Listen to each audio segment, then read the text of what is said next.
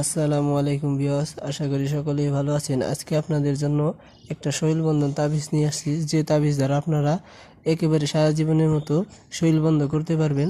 তাহলে দেখে নিন আজকের তাবিজটা। দেখে নিন যে সারা জীবনের জন্য শৈলবন্ধ। এই যে একটা তাবিজ, এই তাবিজ দুটো আপনারা স্ক্রিনশট দিয়ে তুলে রাখবেন, তারপরে আঁকাবেন।